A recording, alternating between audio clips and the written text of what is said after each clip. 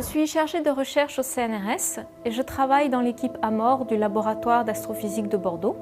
Je m'intéresse à la formation des étoiles et des planètes et plus particulièrement à leur composition chimique.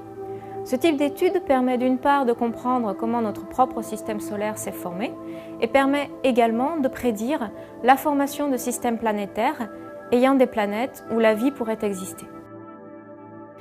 Les molécules que l'on trouve dans le milieu interstellaire se forment dans des conditions très différentes de ce que nous connaissons.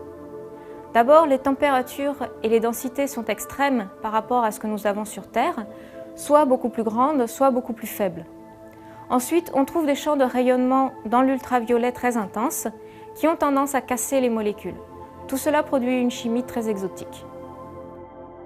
Dans ce contexte, mon travail consiste à construire des modèles numériques qui permettent de simuler l'interaction entre les molécules dans l'espace et l'évolution de leur abondance avec le temps.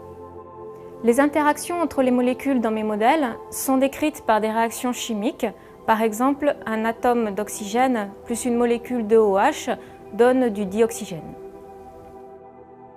L'efficacité de ces réactions est caractérisée par des vitesses de réaction.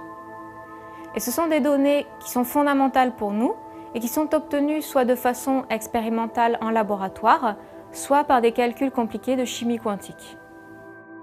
Pour améliorer nos modèles, je collabore énormément avec des chimistes et physiciens travaillant dans ce domaine. Il y a en France une grande communauté d'astrochimistes qui maintenant se fédèrent autour de la construction d'une base de données cinétique que l'on appelle KIDA pour Kinetic Database for Astrochemistry.